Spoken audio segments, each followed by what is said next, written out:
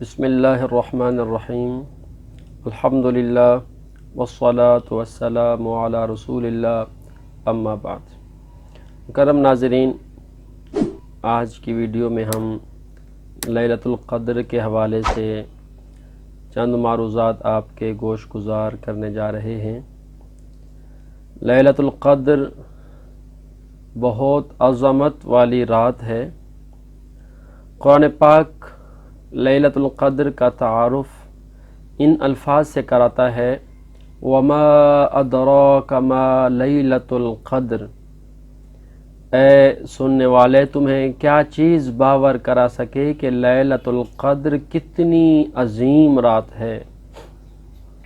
لیلۃ القدر خیر من الف شہر، یہ وہ عظیم رات ہے کہ جس میں عبادت کرنا 1000 مہینے کی عبادت سے بھی بہتر ہے۔ یعنی 1000 مہینے کی عبادت اور لیلۃ القدر میں کی ہوئی عبادت آپس میں برابر نہیں، بلکہ قرآن پاک گواہی دیتا ہے کہ لیلۃ القدر خیر من الف شہر، کہ لیلۃ القدر میں کی ہوئی عبادت 1000 مہینے کی عبادت سے بہتر ہے۔ لیلۃ القدر رمضان المبارک کے مہینے میں آخری عشرہ کی طاق راتوں میں سے ایک رات یقیناً ہے۔ مشکوٰۃ شریف کی ایک حدیث پاک ہے، نبی کریم رؤوف الرحیم صلی اللہ تعالی علیہ وسلم نے رمضان المبارک کی آمد پر خطبہ ارشاد فرمایا اور اس میں لیلۃ القدر کا بھی تذکرہ فرمایا۔ مشکوٰۃ شریف کی مشہور روایت ہے، عن سلمان الفارسی رضی اللہ تعالی عنہ قال خطبنا رسول اللہ صلی اللہ علیہ وسلم فی آخر شعبان فقال یا ایہا الناس قد اظلکم شہر عظیم شہر مبارک فیہ لیلۃ خیر من الف شہر۔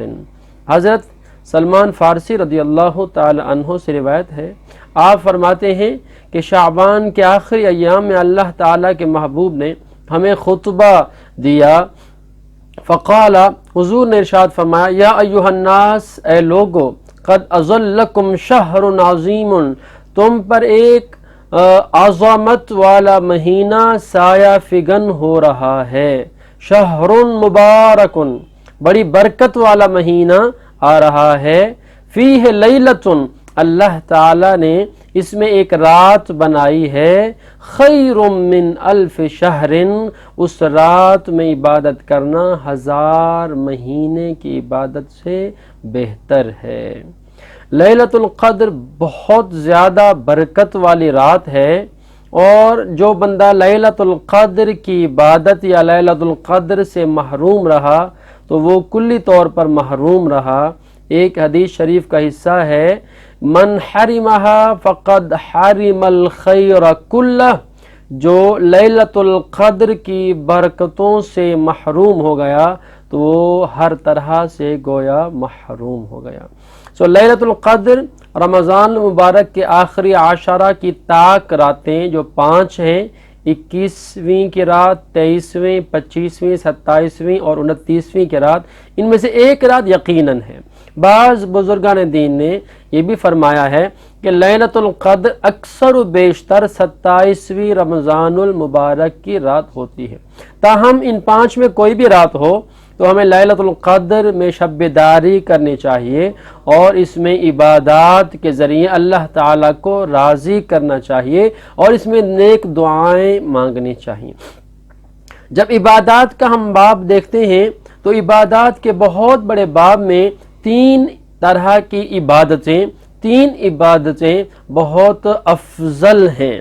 نمبر 1 نماز پڑھنا، نمبر 2 قرآن مجید کی تلاوت کرنا، نمبر 3 درود پاک اللہ تعالیٰ کے پیارے نبی کی ذات پر پڑھنا۔ لیلۃ القدر میں اور رمضان المبارک کے پورے مہینے میں عام طور پر اور لیلۃ القدر کی رات خاص طور پر ان 3 عبادات کا اہتمام کیجیے۔ قرآن نوافل پڑھیے اور نماز پڑھیے، نوافل پڑھتے پڑھتے تھکاوٹ ہونے لگے تو پھر تھوڑا فریش ہو کر قرآن پاک کی تلاوت شروع کر دیجئے، پھر تھوڑا تھکاوٹ ہونے لگے تو درود پاک کی نشست سجا لیجئے۔ اس طرح یہ تینوں عبادتیں کرتے ہوئے اس رات کو زندہ کیجئے، اللہ تعالیٰ کی بہت زیادہ رحمتیں نصیب ہوں گی۔ لیلۃ القدر کی رات جب آتی ہے تو اللہ تعالیٰ کی رحمت آسمان دنیا پر آ جاتی ہے۔ مغرب کے بعد صبح و صادق تک اللہ تعالیٰ کی رحمت آواز لگا لگا کر کہتی ہے کہ آج ہے کوئی بخشش طلب کرنے والا جسے بخش دیا جائے، آج ہے کوئی توبہ کرنے والا جس کی توبہ قبول کر لی جائے، آج ہے کوئی سوال کرنے والا جس کا سوال پورا کر دیا جائے۔ ایک عام فہم بات ہمارے ذہن میں، ہر کسی کے ذہن میں آتی ہے کہ حدیث شریف میں بھی ہے کہ لیلۃ القدر میں دعا قبول ہوتی ہے۔ حالانکہ ہم بہت ساری دعائیں کرتے ہیں اور ان کی ہمیں قبولیت ظاہری نظر نہیں آتی۔ فار ایگزامپل، ایک بندے کی اولاد نہیں ہے، وہ رمضان المبارک کا آخری عشرہ کی 5 راتیں مکمل شب بیداری کرتا ہے اور اس میں وہ دعا کرتا ہے کہ یا اللہ مجھے اولاد عطا فرما، مجھے اولاد عطا فرما، کثرت سے وہ دعا کرتا ہے۔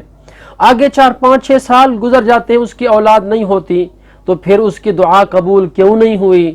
جبکہ حدیث شریف میں بتایا گیا کہ دعا قبول ہوتی ہے۔ سو مکرم حضرات، یاد رکھیے اس کا جواب بڑا اہم ہے اور یاد رکھنے کے قابل ہے۔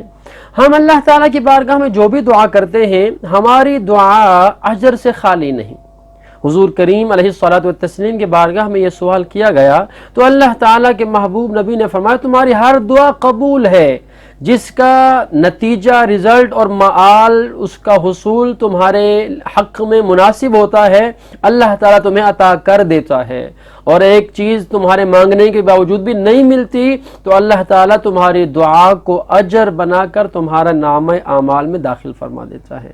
سو ہم ہر دو طرح خیر ہی خیر میں ہیں، دعا قبول ہو جائے گی تب بھی ہمارے لیے خیر ہے، دعا قبول نہیں ہوگی تب بھی ہمارے لیے اجر کی صورت میں خیر ہی خیر ہے۔ سو اپنے رب کی بارگاہ میں حاضر رہیے، گھروں میں رہتے ہوئے، اللہ کے گھر میں رہتے ہوئے کوشش کیجئے کہ لیلۃ القدر کی مقدس راتوں کو زندہ کیجئے، اپنے رب کو راضی کیجئے۔ یقیناً اللہ تعالیٰ کی رحمتیں ہمیں 2 جہاں میں نصیب ہوں گی۔ رب العالمین کی بارگاہ میں دعا ہے ہم سب کو سمجھ کر عمل کرنے کی توفیق عطا فرمائے۔ وآخر دعوانا ان الحمد للہ رب العالمین۔